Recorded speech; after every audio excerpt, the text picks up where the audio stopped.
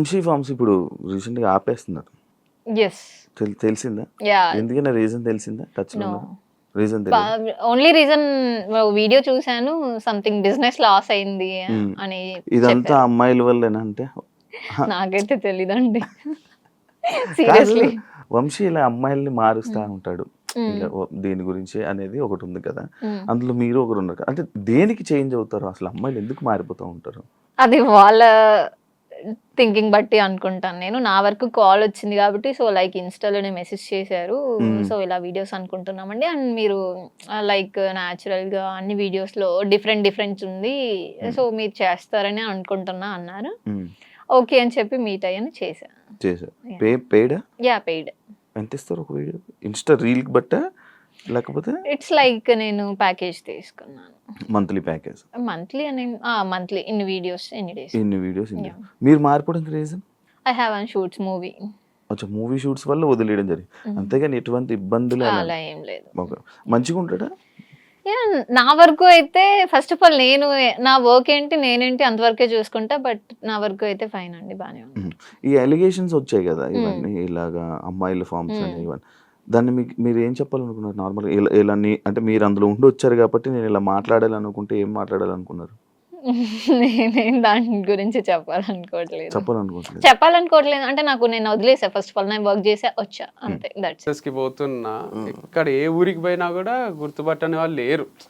అది చర్చ అయిందిలేండి, వంశీ ఫార్మ్స్ కరెక్టా, వంశీ చేసేది కరెక్టా. మొన్న మా మామ వాళ్ళు కూడా అంటున్నారు, ఆడపిల్లతో చేస్తే ఏమైతుంది అసలు, ఎవరికి ఏం ప్రాబ్లం అని మా మామ అంటున్నారు. దాంట్లో తప్పేముంది, గర్ల్తో చేయరాదు అని ఇక్కడ రాజ్యాంగంలో రాసి ఉందా అసలు? ఎందుకు కాదు మరి ఆ అమ్మాయి ఎందుకు పగబట్టింది మీద? దాని తర్వాత మళ్ళీ ఒక ఇంటర్వ్యూ కూడా పడినట్టుంది. ఎవరు ఇచ్చిండ్రు? ఇంకొక అమ్మాయి. ఏ అమ్మాయి? రిపోర్టర్, లైక్ ఆమె యాంకర్.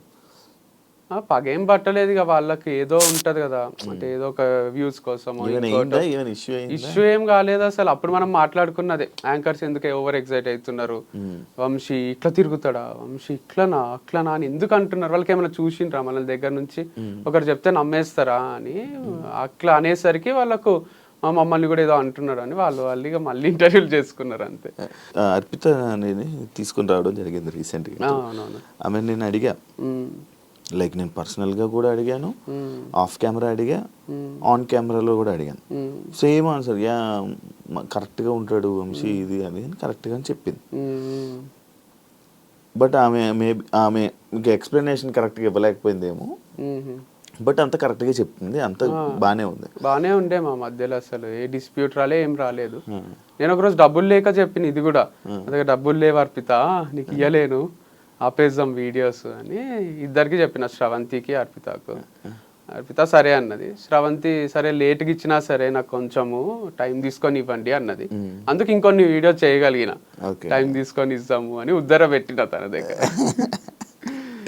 వంశీ పర్సనల్ లైఫ్లో చేసిన తప్పు ప్రొఫెషనల్ లైఫ్లో కూడా చేశాడు అని అంటే యాక్సెప్ట్ చేస్తావా?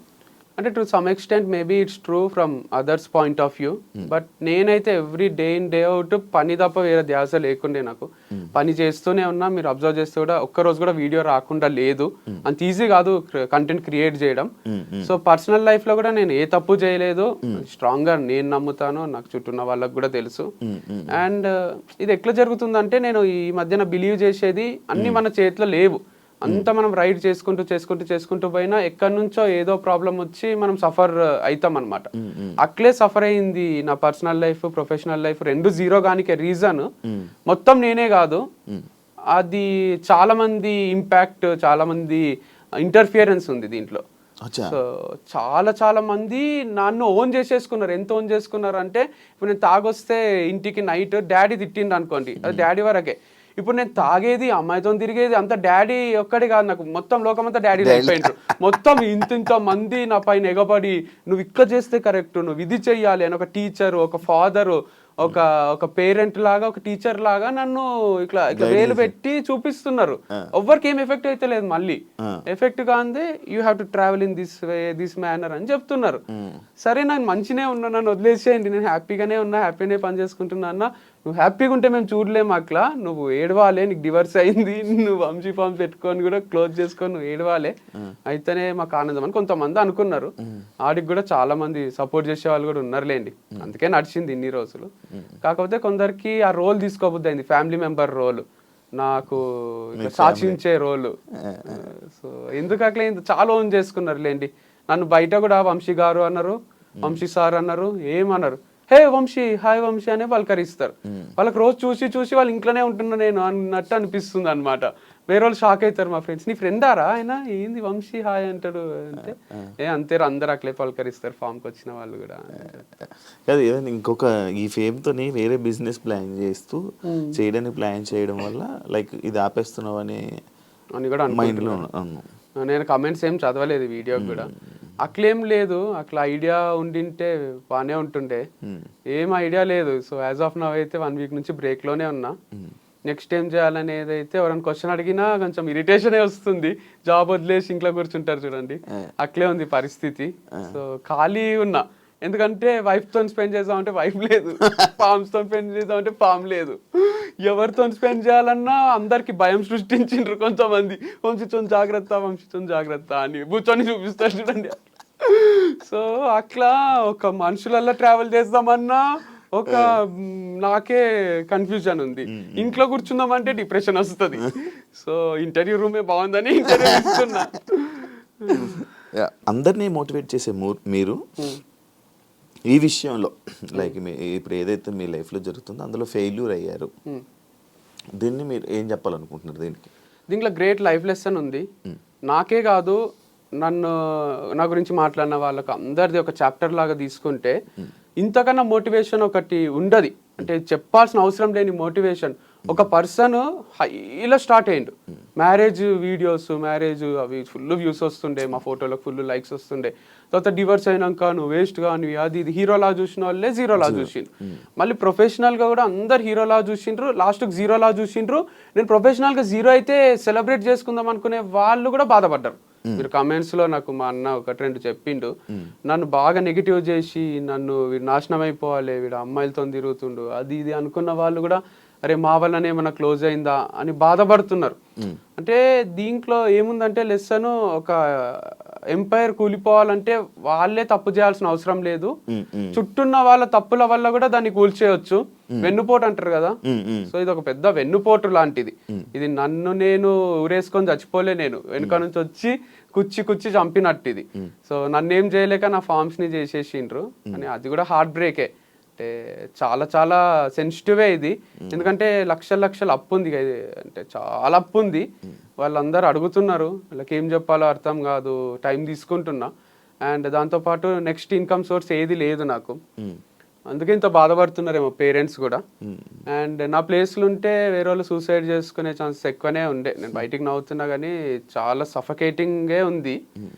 నేను ఎట్లా ఓవర్కమ్ చేసి బతకాలి కాబట్టి, ఇంకా ఫ్యూచర్ ఉంటది కాబట్టి, ఆ పాట ఉంటది కదా, కేర్ ఆఫ్ కంచెరపాలెంలో, రేపే టౌన్ చూడాలంటే నీవునికి ఉండాలి గాని, సో రేపేం అవుతుందో చూడాలంటే మనం ఉండాలి కదా.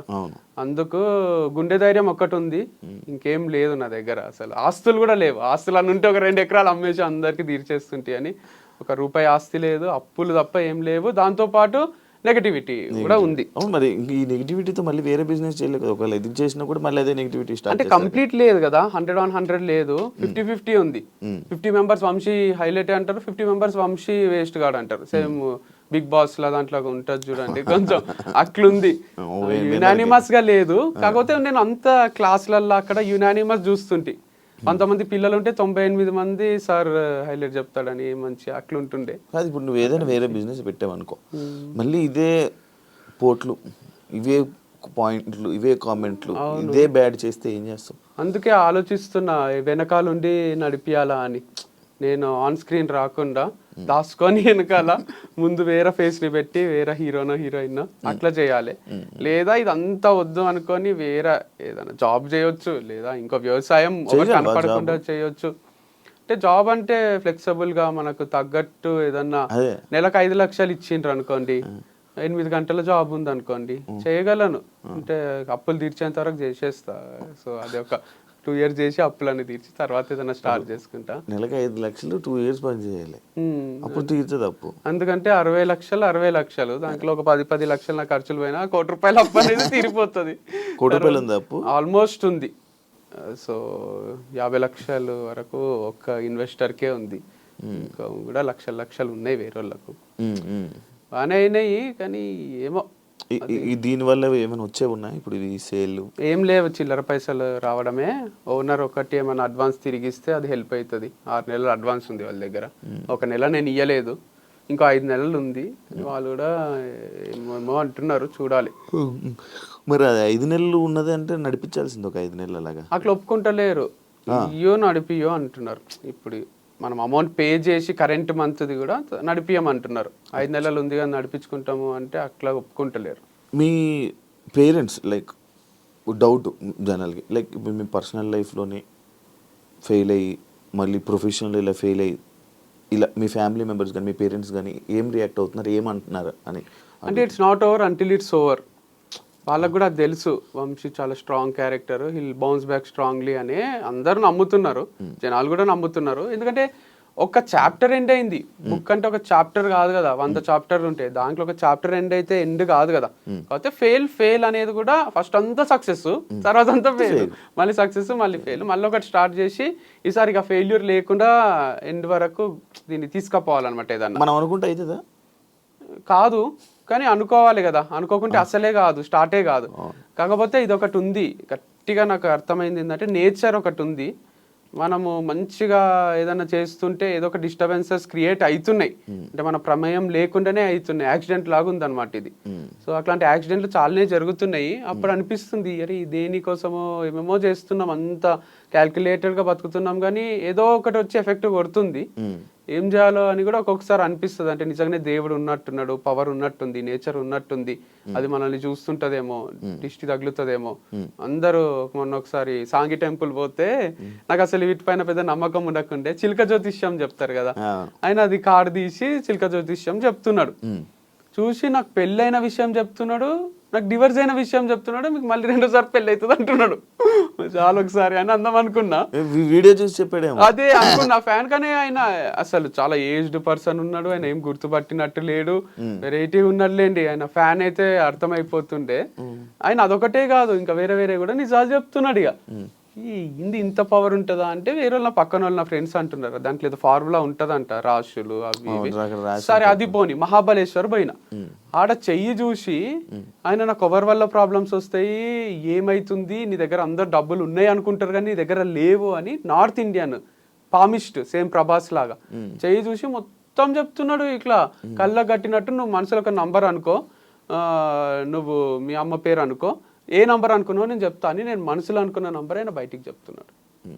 ఇక అంతకన్నా విచిత్రం ఉంటుంది. మళ్ళీ నంబర్ ఏదో 1 to 10 కూడా కాదు, 1 to 30 మధ్యలో ఒక నంబర్ అనుకో నేను చెప్తా అంటున్నాడు మనసులో. లిప్ రీడింగ్ లేదు, ఏం లేదు. అట్లాంటివి ఒక 5-6 విషయాలు చెప్పిండు ఆయన. అప్పుడు జాతకాల మీద, దీని మీద ఇదంతా నిజంగా ఉన్నట్టుంది, వీళ్ళు చాలా పవర్ఫుల్లే ఉన్నారు. రాధేశ్యామ్ అని సినిమా తీసిండు కదా, అది నిజంగానే ఉన్నట్టున్నాడు, అట్లాంటి ఫేమస్ పామిస్ట్ అని అనిపించింది. చేతి రాతలు, తలరాతలు, మంజునాథ సినిమాలో అయినా కనిపిస్తుంది చూడండి, ఇటు వస్తాడు నెక్స్ట్ అని. అట్లా ఉన్నారు, ఆ పవర్ కనుక్కునేటోళ్ళు, ఫ్యూచర్ ప్రెడిక్ట్ చేసేటోళ్ళు ఉన్నారు అనమాట. పాస్ట్ చెప్తున్నారు, ఫ్యూచర్ చెప్తున్నారు వాళ్ళు. నీకు రాధేశ్యామ్ సినిమా నచ్చుతుందా? కొంచెం నచ్చింది, ఎండింగ్ అదంతా కూడా నాకు బాగా అనిపించింది. ఫ్లాప్ అయింది కానీ సమాజం యాక్సెప్ట్ చేయదు మనకి సినిమా నచ్చిందంటే, యాక్సెప్ట్ చేయదు. కాకపోతే అది